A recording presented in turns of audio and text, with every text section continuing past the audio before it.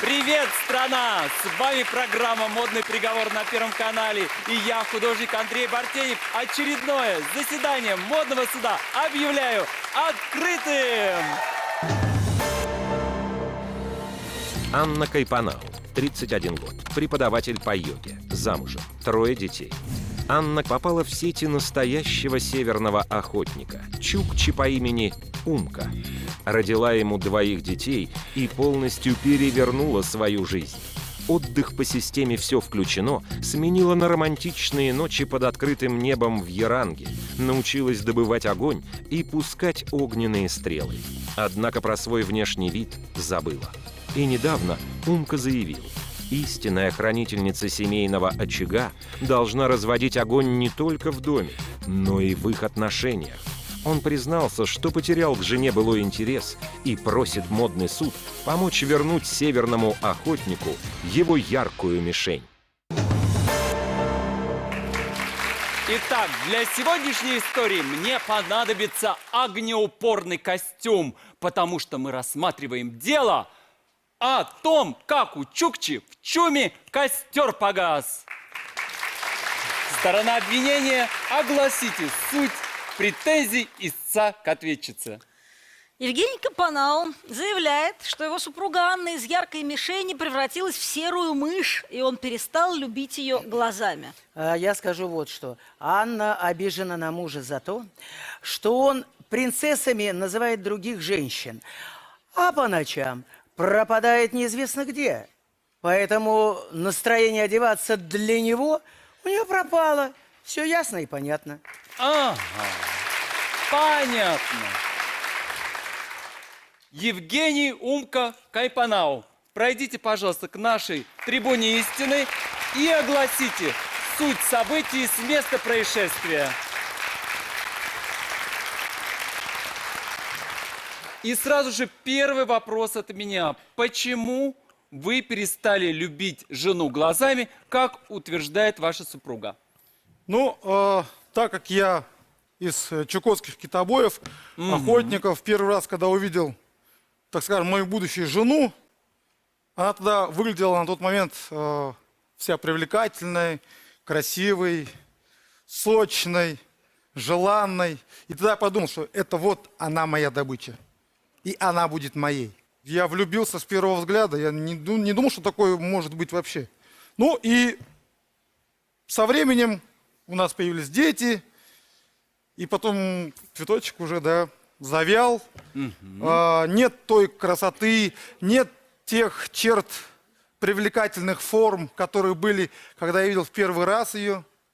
А сейчас просто все висит, балахоны, все вот это вот, старые майки, старые футболки, штаны непонятные какие-то. Ну, в общем, так ходишь по улице, смотришь, идет женщина с 5 детьми и выглядит очень даже привлекательной. Анна, встаньте, пожалуйста, покажитесь нам и нашим зрителям. Что вы можете возразить на слова Евгения Умки? У нас 3 детей, у меня еще и куча своих проектов и дел. Мне зубы-то почистить некогда, а приходится еще и одеваться, и готовить. А уж каблуки, как ты просишь, точно не для меня, потому что я и ноги сломаю, еще 10 килограмм ребенка с собой тащить. Но однако ты умудряешься еще и сообщения кому-то написывать. Так, по поводу сообщений. Ну, видела я у тебя сообщение, что ты принцессой называл кого-то, как ты меня называл. Так вот ты о чем. Ну, до женитьбы с тобой, до знакомства с тобой, у меня есть давняя подруга, с которой мы друг другу помогаем, поддерживаем. И не оправдывайся. По привычке, не оправдывайся, как всегда, так и я всегда говорил, что ты моя принцесса, всю ночь проплакала, конечно. Хорошо, все равно все есть... понятно, все понятно. Анна, садитесь, пожалуйста, Нет, это всё спасибо. замечательно. С какой репы давняя знакомая вдруг все хорошо, моя принцесса, спасибо тебе и так далее. Какая она моя принцесса? У тебя же есть жена, у тебя есть дети. Какая может быть на стороне быть принцесса? Моя принцесса, это не то, чтобы прям конкретно моя. Конкретно моя, потому что моя принцесса это конкретно моя. У нас не было с ней ни поцелуйчиков, ни каких-то теплых кто объятий. знает-то? А просто комплимент, просто внимание. А вот я вам скажу, Надежда, а вот вы для меня тоже принцесса.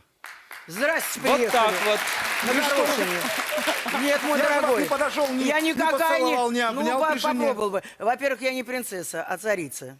Скажем, царица, да. Отлично. Я чувствую, что между стороной защиты и нашим истцом возникает напряжение. Очень. И нам в студии необходимо одно орудие правды. Дворецкий, внесите весло Надежды Бабкиной. Давай, согласна. С веслом мне будет сподручнее. Нет, стоп, как мы вновь... Я не знаю, ну что это такое? Внести даже не могут красиво, а? Вот так, показываю. Идешь, ты-рыц, ты-рыц, подошел и вставил. Молодец. Отлично, шикарно. Ну вот. Теперь чувствую. Значит, когда я буду в огневу, я буду хвататься за весло, и оно меня будет охланять. Успокаивать, Да. правильно, совершенно Успокаивать, верно. охлаждать. Надежда, И я вам всё. хочу сказать, что весло является очень значимым атрибутом силы для северных народов, потому что рыбная ловля Да. и охота на северных животных – это, конечно же, на лодке с веслом. Я больше скажу и на юге в том числе, поскольку я из Астраханской области. Мы точно так же веслами глушили рыбу и ее ловили. Надежда вооружена веслом. Теперь вопросы Эвелины к истцу. Ну, вообще-то, надо сказать, вы тоже одеваетесь несколько экстравагантно. И несмотря на то, что вы аниматор, руководитель ансамбля в этнопарке, в свободное от работы время вы тоже почему-то расхаживаете в унтах.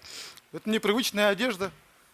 Терморегуляция воздуха во время жаркой летней погоды. Ну, да, И- действительно, унты самое то для лет, конечно. Евгений, Ну, покажите да. ваши унты, пожалуйста. Да Самый- шикарный! Я, как человек, который прожил много лет на Таймыре, я люблю такую обувь, как унты. Были бы у меня, тоже бы носил. Молодец, Евгений. Тоненькие, Спасибо. настоящие. Но, тем не менее, среднестатистическим гражданином этого не назовешь. Однако его жена не требует почему-то, чтобы он переоделся. То есть, значит, свое своеобразие Евгений уважает, а своеобразия своей жены нет. И меня это расстраивает, потому что я считаю, что у мужчины и женщины в семье должны быть равные права и обязанности. Давайте посмотрим на вещи. Дворецкие. Вещественные доказательства в студию. Да. Вот эти бы вещи бы я давно спалил. Эвелина, пожалуйста, прокомментируйте вещдоки на кронштейне. Что, будем их сжигать в домашнем очаге или же нет? Перед нами явная женщина-весна. Ей нравятся нейтрального цвета наряды, что-нибудь такое светлое, что-то невинное. А нашему герою невинное явно не по душе. Ну, это вообще как с деревни сбежала. Я бы это сжег. Зато в нем удобно кормить ребенка, между прочим. Там есть потайной замочек, который мне вшивали. Специально. А вы Специально. кормите до сих пор, да? У меня 4 месяца. 4 месяца ребенок. Ну, Ну, что же вы конечно. хотите? Стройняшка ваша жена после 3 детей-то. Ну, она эту стройность скрывает под кучей всякого разного балахона. А вот это национальное, это я шила сама на нашу свадьбу, между прочим. Это мне, я про это ничего не говорю. Действительно. Мне очень нравится. Прекрасно. Прекрасно. Уважают традиции. Хорошая, да. Уважают ваши традиции. Но ведь посмотрите, по форме-то и по силуэту. Одно и то же. Это же одно и то же. Разница небольшая. Абсолютно. А вы ругаетесь. Давайте посмотрим, в чем наша героиня собирается ходить летом. Вот сарафан. Вполне себе такой веселый. Для молодой матери, которая кормит 4-месячного ребенка. Что там дальше?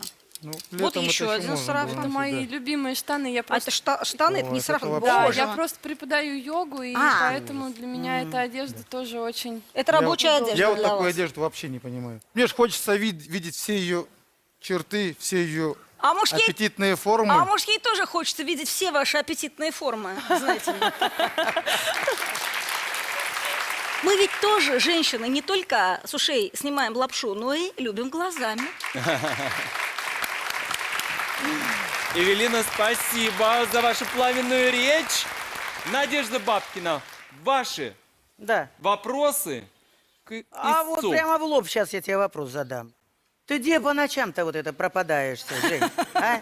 Встречаюсь с людьми, договариваюсь с клиентами, общаюсь. По ночам. По ночам. Нет, по ночам мне просто удобнее остаться в Москве, у друга переночевать, а утром приехать. То А есть, вот знаете, какие, доделать, а вот знаешь, какие ты доделать мне дела и вернуться домой. присылаешь, И когда я нахожусь на подтверждение? переговорах, ты мне каждый раз звонишь, где ты, когда Ты ты мне- приедешь, да что ты так мне долго? прислал У меня фотографию, теряется лежишь, мысль. полотенце мысль замотанное, ноги Вот сложил, так. как будто тебя кто-то фотографировал, между Где он там прочим. ноги Ну, сложил, А сам говорит, полотенцем я замотал? поставил на подоконник фотоаппарат, сфотографировал, а лежит в полотенце, ноги сложил Так лучше и бы я тогда тебе, смотрит я тогда лучше бы не телевизор. выполнял твою просьбу. Получилось только еще хуже. Прилег. Ага, фотоаппарат. Взвелся на автомат, и его сфотографировал. Он в этот момент делает. И говорит, я один. Молодец. Ань, а почему ты ему так не доверяешь? Вот что, повод, что ли, есть? Почему так переживаешь? Ты что, не уверена в том, что он не верен тебе, что ли, да? Ну вот поводы же были. То он СМС написал, да, Ага, обратился. по то поводу принцесс, да? По поводу принцесс. Понятно. То он какие-то странные фотографии А ты что присылает. лезешь-то к нему в телефон? Зачем? Он же не тебе пишет, принцесса, а какой-то другой бабе. Вот это и Понимаешь? безобразие. В том-то все и дело. А она лезет туда из себя дербанит. Я просто думаю уже, действительно, может быть, мне как-нибудь так какой-то грешок сделать, так, чтобы было бы как бы за что. Ты же давал ей поводы, понимаешь? Конечно, разве ей приятно слышать, кого ты называешь принцессками? Разве ей приятно видеть фотографию, где ты в полотенце, и, очевидно, не один? То есть, понимаешь, ты даешь повод вести себя вот таким образом. Ну, я не знаю, может, ты это делаешь специально, заводишь ее, я не знаю, чтобы она ревновала Не, ну тебя, я, может быть, или позлить спешил её. с работы бы вернуться к ней, когда я знаю, что у меня дома ждет красивая, элегантная Нет, ну ты пойми, жена. результат, подожди, говорю, ты дай вот мне до конца досказать, я тебе сейчас скажу, элегантная жена. И результат налицо, понимаешь, жена находится в стрессе и поэтому в трениках, понимаешь, в балахонах. Вот сколько раз вам, мужикам, надо объяснять, что нежная, мягкая, красивом платье, не, знаешь, ну, невероятно желанной. Вот женщину все это делает внимание, любовь, забота мужчины. Понимаешь? Вот это точка. Надежда, спасибо. Евгений, мотай на ус. Вот здесь все правильно говорят. Присаживайся, пожалуйста, Евгений. И мы приглашаем к нашей трибуне истины Анну. Продолжение этой истории и модные советы совсем скоро. Сегодня мы ответим на вопрос нашей телезрительницы Яны из Москвы. Реально ли использовать в жизни то, что мы видим на подиуме? Оставайтесь с нами, не переключайтесь.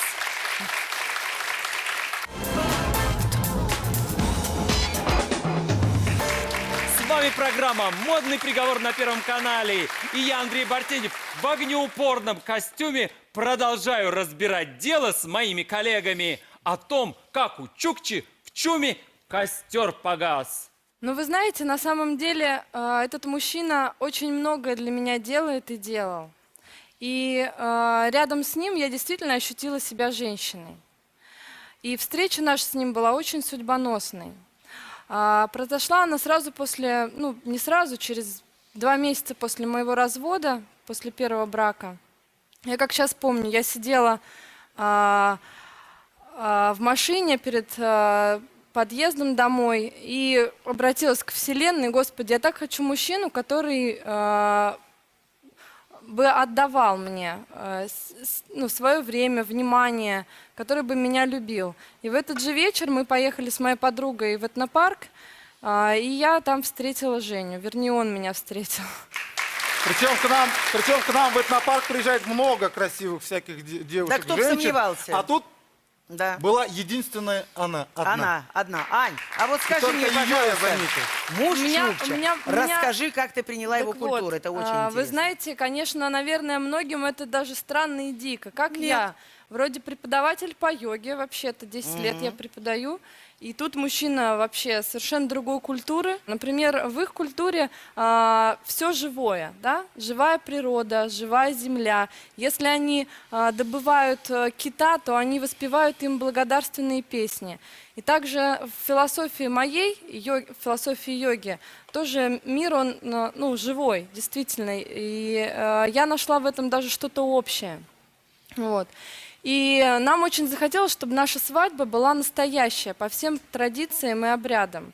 И нам очень повезло, Женина мама как раз приехала с Чукотки, вот, и она помогла нам организовать эту свадьбу. И рано утром на рассвете Я Женя пришел за тобой. пришел за мной, да, с луками, со стрелами, и привел меня в свою ярангу. Там встречала мама нас, Женина мама. Нам завязали глаза, завязали руки, и мама обвела нас вокруг жилища. Этот обряд символизировал, что мы должны найти дорогу домой. Какая красота! Очень красиво. Продолжайте, Аня. Что мы должны найти дорогу домой даже с закрытыми глазами. Затем Женя со своими друзьями пускал в небо стрелы, что в сторону, в нашем этнопарке это верблюды, да, в тундре это были бы олени. Он пускал стрелы в сторону верблюдов, символизируя, чтобы наша жизнь была плодородной. В общем, так и получилось уже у нас малыш еще один родился недавно.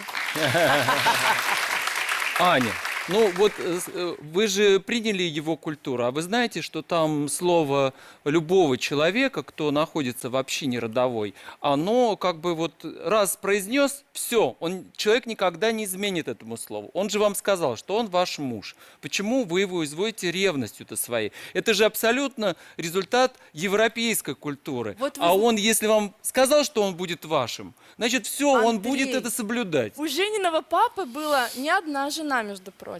Но, может быть, он не в папу по характеру. Я может быть, он надеюсь, верность но маму. я каждый раз переживаю, честно скажу. Ты в себе не уверена или в нем?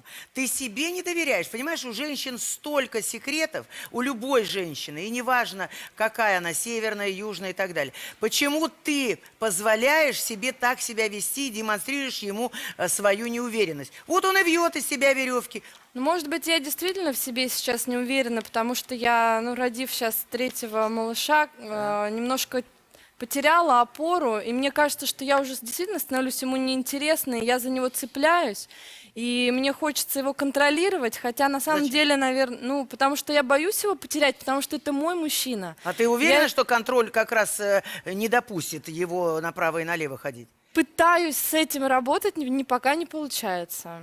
Как только ночевка в Москве, у меня все сносит голову. Очень слабо получается, я могу сказать, потому что мы периодически с Аней переписываемся до часу, до 2 часов ночи, когда она мне пишет: все, я не могу, я вот ему написала, он мне ответил, он мне не отвечает. Конечно, она сама накручивает себя, тем самым провоцируя и Женю вести себя так, потому что он достаточно горячий мужчина, и если его провоцировать, то он будет воспламеняться еще больше и больше разгораться, как костер. Совершенно верно. И как раз провоцирует, ты ему даешь повод, чтобы он взял и сотворил подобного рода твои, так сказать, осуществил мысли. Вот тебе зачем это? Не надо, я так не хочу. Для этого надо ему тоже какой-то пендель давать, чтобы он на тебя реагировал не как на маму детишек, которых ты родила, а как на ту самую дичь, которую он хочет отловить, завоевать, поймать. Он же чукча, северный олень. Ему же надо же хватать, бежать, ловить, понимаешь? Все, это ж понятно. И поэтому, конечно, тебе надо преобразиться. Я не говорю и не подталкиваю, надевай каблуки, надевай там что-то несусветное, оголяйся или там мини. Но в рабочей форме ходить дома, на что ты его провоцируешь? Думай о детях, о себе, ты хорошенькая. У тебя есть еще чем погорцевать. Представь себе, и долгое время это будет. И пользуйся этими женскими штучками. Вот тогда он будет вить венки вокруг тебя и расставлять все свои стрелы. Надежда, спасибо огромное. Эвелина Хромченко, вам слово. Аня, вы в прекрасной форме после рождения ребенка, 4 месяца прошло, а вы замечательно выглядите. Очень многие женщины в этот момент думают не о том, как нарядиться, а о том, как похудеть, а вы уже очень стройны. На самом деле сейчас я не совсем в своей форме. Я испытываю некоторые комплексы. Мне не совсем комфортно. И Ну, поэтому, мне наверное, нравятся твои формы, очень нравится. поэтому я, наверное, Поверь. может быть, и прячу под балахон свои формы. Ну, а вот то, что сейчас сказал ваш муж, то, что его это совершенно не смущает, и ему ваши новые формы очень даже нравятся. Как вы это квалифицируете? Я мужу очень благодарна за это, но сама себя я, конечно, еще не очень хорошо чувствую. А вы выходите куда-то вместе в свет? Или все ваше общение ограничивается пока что домом, поскольку ребенок маленький? Но мы выходим в свет, но вместе с детьми, не совсем в свет, а так по магазинам, например. И в этот момент, вот как вы выглядите? Те же самые балахоны или как-то все-таки переодеваетесь в связи с тем, что муж рядом? Честно, я одеваю то, что мне удобно, то, что я успела увидеть и одеть. Ну, все как обычно. Нет, ну это можно понять, принимая во внимание тот факт, понятно, что да, но- Мирославе 6 лет, Раде 1 год и 9 месяцев, а Захар вообще ручной. Он еще плохо голову держит, 4 Грудной, да. месяца человеку. Я вот поэтому думаю, что может, вы поможете ей как-то, чтобы она могла, наверное, разделять те вещи, что она идет с семьей гулять, что она идет. И это мы научим. Более того, мы дадим ценный функционал того, как правильно отдать детей папе, для того, чтобы папа талантливо одевал Захара в песочник, Раду в платьице и верно научил завязывать шнурки Мирославу. А в этот момент мама будет посвящать время себе, чтобы радовать папу. Правильно я говорю? Замечательно. Слышали, да? И отцу вашего семейства тоже нравится, поэтому вы не стесняетесь, а нагружаете его детьми. Да. Я уверена, он справится. Он замечательный папа. Самый замечательный папа — это мужчина Чукчи, правда вам говорю. Давайте мы вам подберем красивые платьица, которые вам точно понравятся и, несомненно, будут радовать вашего мужа, потому что не надо городить излишние сложности в жизни. Жизнь, она и так ужасно сложная история. И если у вас есть такое счастье, как семья, как дети, как ваше отражение в зеркале, как молодой красивый муж, который хотел бы видеть вас красивой женщиной. Собственно, его претензия, она не такая уж сверхъестественная. Он говорит, возьми денег, купи платье. Просто, просто. Давайте просто возьмем и пойдем купим себе новые туфли. И жизнь заиграет новыми красками. Эвелина Хромченко, как всегда, блестяще дает точные советы нашим героям. А мы с вами, дорогие телезрители, переходим к модным советам.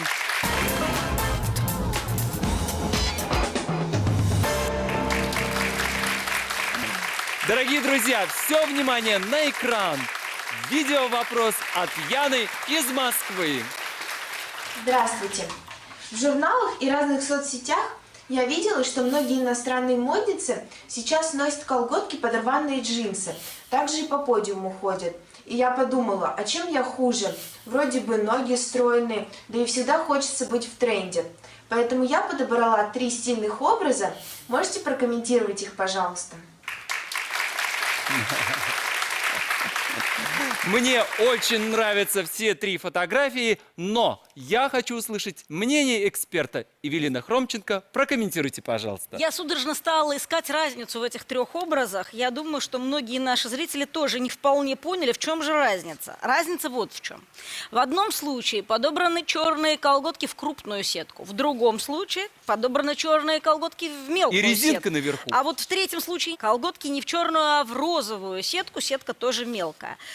Обувь одна и та же. Это серебряные сникерсы, джинсы одни и те же. Ну и слава богу, задача упрощается. То есть наша зрительница меняет только колготки, и по большому счету концепция наряда от этого совершенно не меняется, поэтому какой из 3 этих комплектов она будет выбирать для своего торжественного выхода, решать только ей. Разницы между ними нет никакой.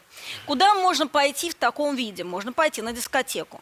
Замечательно. Это будет вот ровно то, что необходимо. Можно пойти на концерт любимой музыкальной группы. Можно пойти на костюмированную вечеринку, на день рождения к подруге или к другу, когда все примерно одинаково выглядят. Но совершенно точно нельзя в таком виде отправляться в институт, нельзя отправляться в таком виде на работу, где бы вы ни работали. Нельзя отправляться в таком виде в электричку, Если вы едете на дачу к дедушке и бабушке, нельзя в таком виде знакомиться с родителями молодого человека. Короче говоря, если вам прямо ужасно хочется носить этот комплект, сделайте это. Только выберите обстоятельства места и времени, которые способствуют такой одежде, которые позволят вам не выглядеть глупо или странно в подобного рода комплекте. Журнал не диктует, не заставляет, он просто показывает, что в жизни бывает. Но вовсе не все, что бывает в жизни, непременно необходимо тянуть в собственную жизнь. Эвелина, спасибо огромное. Я хочу напомнить нашим телезрителям. На сайте модный.тв вы можете оставить ваши видеовопросы, и мы, телеведущие, с огромным удовольствием на них ответим. Нашу героиню мы отправляем в магазин, где она выберет 3 комплекта согласно нашему заданию. Позже же наши стилисты подготовят 3 альтернативных версий. И кто победит, решат зрители. Оставайтесь с нами, не переключайтесь.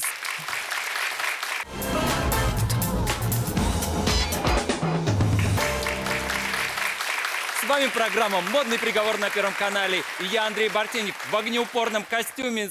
Итак, Анна сходила в магазин, выбрала 3 комплекта новой одежды, и сейчас она представит свой первый выход. Встречаем ее аплодисментами. Девушка-огонь. Развести огонь в чуме.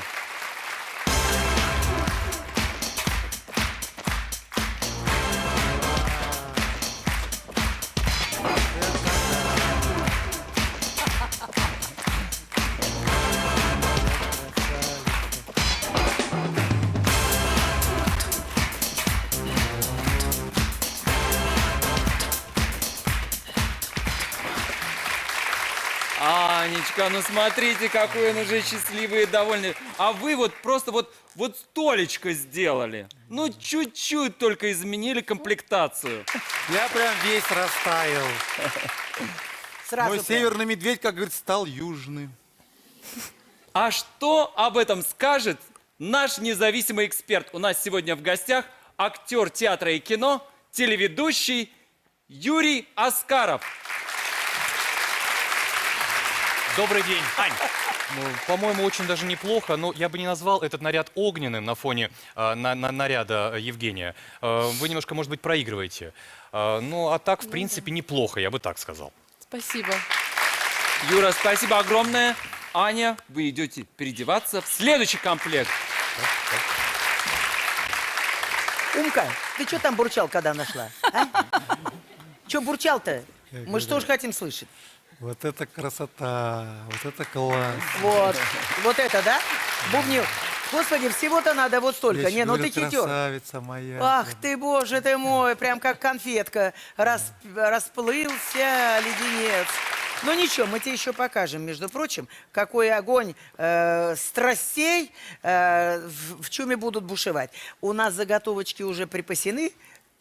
Жди. Вы знаете, ситуация очень забавная, потому что наши герои выступают в разных жанрах.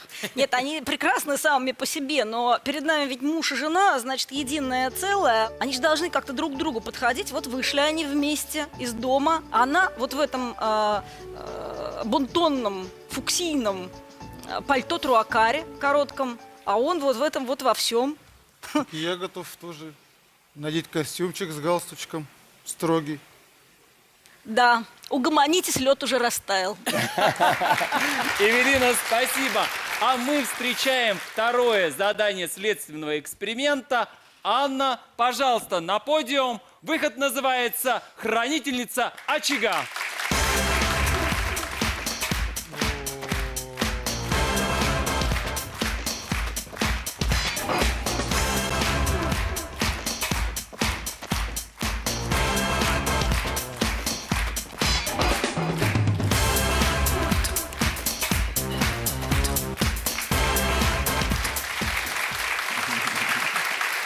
Все, теперь этот огонь не потушить. Прям хочется прям вот Чего хочется? Белый верх или и с ней красный по низ? Москве пройтись. Каблучок, как тебя этот прям подтянул, так это все прям такое все расправился. Смотри-ка. Каблук построил. Загорелся огонь. Да. Точно. Слово предоставляется нашему независимому эксперту, актеру Юрию Аскарову. Знаете, я Евгения прекрасно как мужчина понимаю. Каждый мужчина мечтает о том, чтобы проходящие мимо товарищи мужского пола оборачивались и смотрели на его женщину. И немножко завидовали. Самый лучший макияж у женщины – это счастье в ее глазах. Вот все зависит от вашего внутреннего состояния. И маленькая хитринка, и все. И мужчина у ваших ног, поверьте мне. Юра, спасибо. Анна, вы идете переодеваться. Тебя красный цвет, что ли, заводит, Жень? А, Заводит. да. Ну вот, так и говори, заводит. Красный цвет меня заводит. Потому что все остальное у нее было такое блеклое, не пойми какие оттенки. Тональное, обычное. Обтянула. Ну, естественно. Обтянуло, да. Естественно, красный цвет, соответствующая Тонко форма. подмечен. И все. И ты поплыл. И ты говоришь, стал южным медведем. Я не спорю. Ну вот. Так и продолжай в таком же духе. Спасибо, Надежда. Спасибо Евелина, ваши комментарии. Мне кажется, очень благодарный Жене муж. Замечательный зритель, прекрасный ценитель женской красоты и женских усилий. Его жене не нужно особенно напрягаться для того, чтобы порадовать мужа. Поэтому я ничего не буду комментировать, вам нравится прекрасный комплект. Но если у вас нет такого мужа, как Женя, лучше не рискуйте так, как сделала наша героиня. Браво, Евелина! Спасибо. Итак, третий выход нашей героини. Полярная звезда для мужа. Анна, на подиум.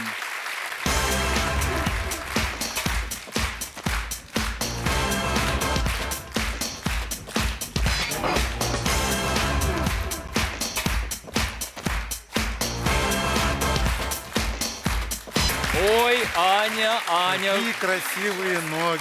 А что, Да. раньше не видел? А раньше все это было закрыто вот так. Вот так вот и все. вот так Двумя вот, да. мешками. Да, В бахилы такие, которые под мышками заканчиваются. Вот. Но я бы, конечно, бы не знаю, но правильно бы, как я вижу, может быть, не совсем я так модно вижу, да, но думаю, поясочек бы не помешал бы, чтобы подчеркнуть ее Формы. Формы. Да, Талию. да. Потому что вот это платье немножко так, ее немножко балахонит, оно все закрывает ее прекрасную фигуру, которую я так сильно люблю. Слово нашему независимому эксперту, актеру Юрию Аскарову. Аня, вы знаете, неважно, какой на вас наряд, какие бы претензии не предъявлял вам Евгений, я смотрю, как он на вас смотрит, он на вас смотрит, как на добычу. Мне кажется, любая женщина об этом мечтает. Юра, спасибо. Надежда, ваши комментарии. Можно было и пояс надеть, убрать этот шарф, какой-нибудь другой аксессуар, чуть-чуть покороче. Но это, ладно, дело десятое. По сути, она все делает правильно. Она сейчас пытается тебя восхитить. И ты не стесняйся поблагодарить ее за Она меня это. поразила. Вот, молодец, молодец. Ваш муж абсолютно прав. Вам имеет смысл воспользоваться вашим нынешним положением и сделать козырем то, что вы считаете минусом. То, чего вы стесняетесь, очень нравится вашему мужу. Так найдите ту форму, которая продемонстрирует ваше содержание нынешнее вашему мужу и не скажет ничего лишнего другим. В поиске нет ничего плохого. Продемонстрировать запястье вам тоже совсем не вредно. Сделать платье короче вы можете себе позволить, потому что у вас красивые ноги. Вообще, пора переходить на новый уровень. Вот берите пример с Надежды Бабкиной. Он говорит, какая я тебе принцесса? Ну, Я, да. говорит она, Я царица. Тогда все принцессы просто... Да где-то- кто-то все делает. Ты так же Я скажи, теперь- я какая теперь- я тебе принцесса, у меня 3 детей, я царица. Раньше я просто не мог находиться с ней в магазине. Она говорит, пойдем, выберем мне там это. Я говорю, нет, давай ты сама сходи, выбери себя. Я тут с детьми тут поиграю, побуду. А теперь у меня желание с ней зайти, оценить, приложить, посмотреть. Сказать добрые слова, а? И время на это убить побольше. Молодец. И вот так, друзья, незаметно в Евгении прорастет новая Евелина Хромченко. А я предлагаю нашей героине Анне отправиться в магический чум наших стилистов Абракадабра-бум. С вами программа «Модный приговор» на Первом канале. И мы продолжаем разбирать дело о том, как у Чукчи в чуме костер погас. Наша героиня Анна побывала в магической комнате наших стилистов. И там нет зеркал. Она еще себя не видела. И только в нашей студии здесь есть главное зеркало модного приговора. Давайте поприветствуем первый выход нашей героини. И он называется «Девушка-огонь».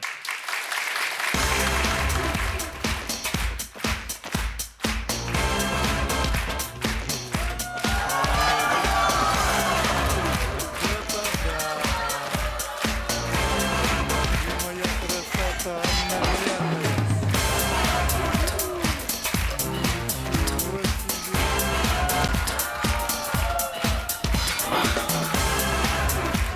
Теперь только самой под ручку.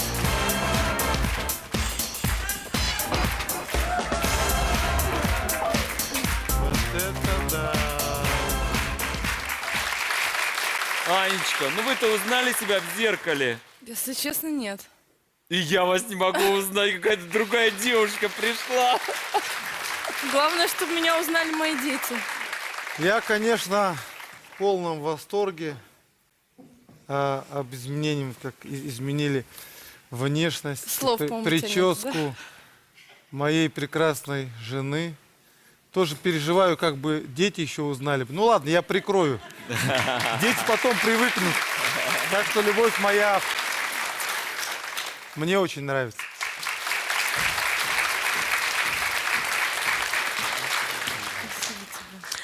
Анют, ну, мы давно шли к изменениям в твоей жизни, да? Ты стала многодетной мамой, а теперь ты еще шикарная женщина.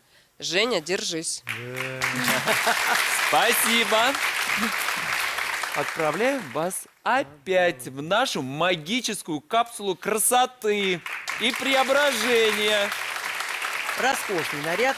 И правильно подруга сказала, Женя, держись. Там, понимаешь, какая вещь? Там не огонь, она, как у нас тут написано, девушка-огонь, а настоящее кострище. Понимаешь, Женя? В этой ситуации, так сказать, хочется тебе пожелание такое. Ты будь поаккуратнее, не обожгись, понимаешь, от накала страстей, потому что это только начало. Ну, по большому счету, Женя хорошо перенес этот приступ красоты. Я уж боялась за него, честно говоря, когда увидела нашу героиню здесь на подиуме, потому что, ну, такое серьезное моральное испытание для отца семейства, это прямо мне казалось слишком. Однако ничего, нормально выдержал это смелое сочетание ярко-желтого и фукси, и еще и языком цокол, говорил, как все хорошо и как все прекрасно. Понимаете, вот что мне нравится в Жене, это его очень яркое высказывание по поводу каждого выхода нашей героини. Так говорите много раз в день, женщина будет счастлива. Эвелина, спасибо. А теперь второй выход Анны. Хранительница очага. Анна на главный подиум страны.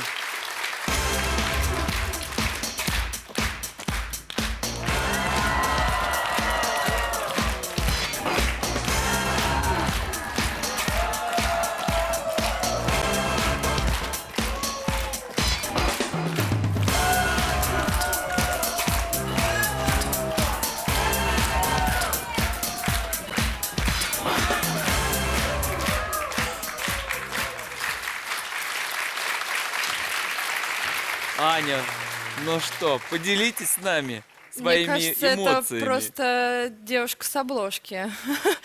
Я поражена, честно сказать. Мне даже такое не могло присниться. У меня, Такой конечно, образ. сейчас такой переизбыток, наверное, эмоций, да, и внутри так Волнение. все прям горит, и я прям... А я ж тебе что говорил, Ой, не я обожгись. все. У меня слов море, океан, Говори. ледовитый океан. Говори. Я думаю, я сейчас всю дорогу буду ехать домой и буду только вот ей комплименты. Я тебя очень сильно люблю.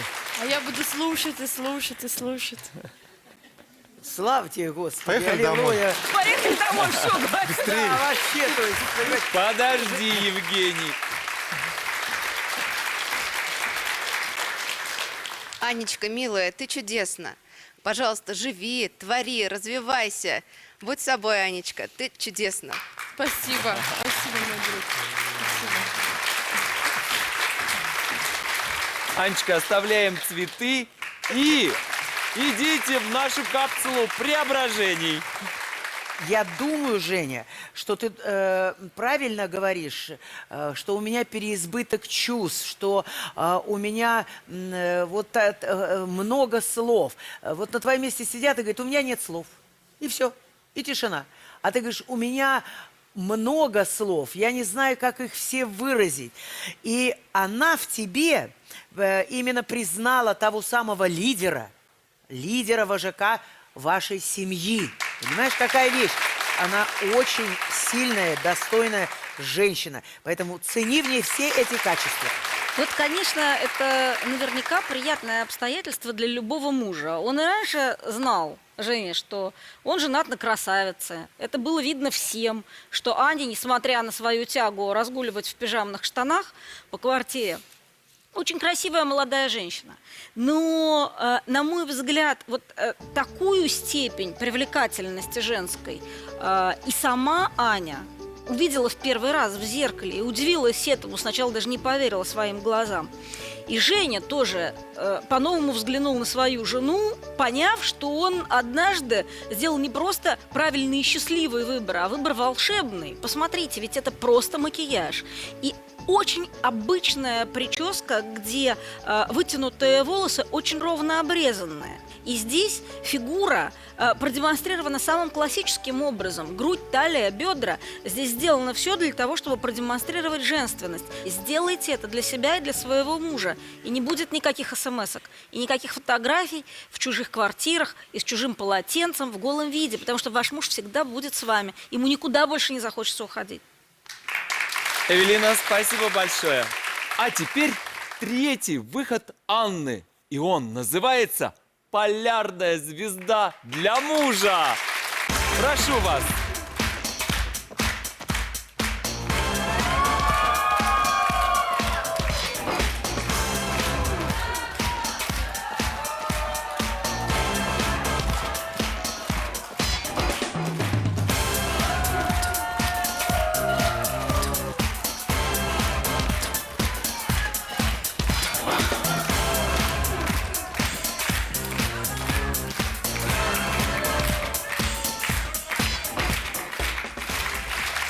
У меня просто нет слов. Просто нет слов. Ну, отлично. Это вообще неописуемо. Ты красивая? Я очень Анна, красивая. я хочу сказать одно. Ну зачем тратить время на ревность? Потратьте это время на себя. Евгений, ну что у вас там, из-под стола надо уже выскребать, да? Растекшийся Бесподобно. вы У меня наш. уже просто ноги отнялись. Да, Я не ноги знаю. отнялись. Ну ползите, Я себя ползите. заставлю. А ты ползи.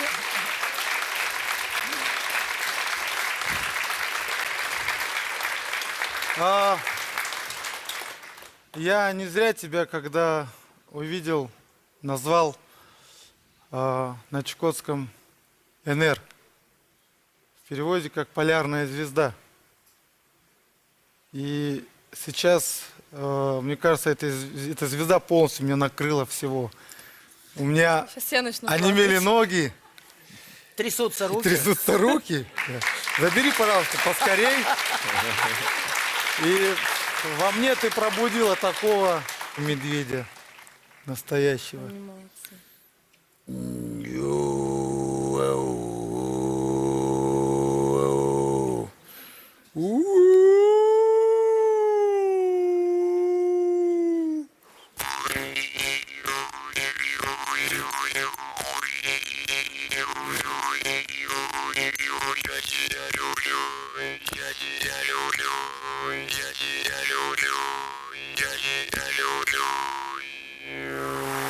Гениально! Евгений, круто! Я тебя очень люблю. Я, конечно, в таком восторге. Я прям даже боюсь тебя трогать. Можно? Не давайся сразу. Понимаешь, пусть он... Пусть Потомится. поохотится. Я дома на тебя наброшусь. Сейчас пока... Копи в себе тряску. У меня ноги просто не держат. Женя, Пойду спасибо. присяду. Ой, Евгений, ну вот это, конечно, я тебя люблю на варгане. Это вау. Это так круто, на самом деле. вы достойны друг друга. Ты все правильно делаешь. Но вот эти мальчонки растянутые и прочие одежки, которые ты показывал нам в первой части, ну, как-то, знаешь, так, ты, может быть, я не знаю, там, полы помыть или чего-то там поделать, но так, чтобы он этого не видел. Ты видишь, он какой эмоциональный? Ему нужны удивления. Понимаешь? Он приехал, а ты выходишь в бархатном халате, и здесь кружавчик, и говоришь, ну что, здравствуй. Там на столе, то есть он, понимаешь, падает прямо в дверях, рухнул, варган достал, попел и так далее. Признался? Ему главное, да, чтобы было не скучно, чтобы глазами он обожал, понимаешь? Чтобы каждый раз его колотило и трясло, и ноги отказывали. Понимаешь? Каждый раз. Вот он, пижамный костюм, о котором столько переговорено во всех социальных сетях. Вот его характеристики, которые помогают ему из одежды домашней превратиться в одежду торжественную. У него есть подтекст. У него есть некий эротизм какой-то, который запакован в этот крой, в эту идею бельевого стиля, который даже, в общем, достаточно формальные формы и линии превращает в одежду очень и очень эротически привлекательную. Результат мы здесь видим. Теперь о вашем муже. Вам тоже нужно менять форму одежды. Вы понимаете, у вас прекрасный костюм для работы. Я Но тоже об этом подумала. для того, чтобы вот такую вот жену да в свет выгулять, мне кажется, вам необходимо что-то совершенно иное. И европеизированный костюм для такого красивого, интересного молодого мужчины, как вы, да еще рядом с такой женой, будет настоящей бомбой. А какой комплимент вашей жене, это же очень приятно, когда на твоего мужа смотрят, восхищаются и облизываются другие женщины, как вы говорите, в экстазе, а он принадлежит вам. Ведь скажите, правда? Это правда. А эту замечательную музыкальную композицию, которую вы продемонстрировали в финале нашей передачи, нужно записать заставкой не только вашего телефона. Вот, пожалуйста, нам всем тоже очень хочется. Это очень оригинально, цельно и демонстрирует ваш прекрасный вкус. Вы большой молодец. Она у вас красавица. Аня, Спасибо, поздравляю. Ирина, большое. А теперь мы подходим к финалу нашей очень любвеобильной программы. Дворецкий, везите кронштейны в студию. А вы, Анна, подойдите ко мне. Опс. Аня, у меня для вас подарок. Он особенный. Он называется «Полярный медведь». Вот здесь вот нарисован полярный медведь. Это я хочу подарить вашей семье на память о нашем происшествии и о том, что у вас был судья Андрей Бартенев. Спасибо вот, вам, пожалуйста, Андрей, повесьте большое. дома. Очень приятно. Вот. А теперь главный вопрос нашей программы. Перед вами два кронштейна. Один с комплектом, который вы выбрали, один кронштейн с комплектом, который предложили вам наши стилисты. Какой из комплектов вы выбираете? Конечно же, стилистов. Молодец! Конечно же, стилистов. Я даже не сомневался. Но голосовать будут наши зрители.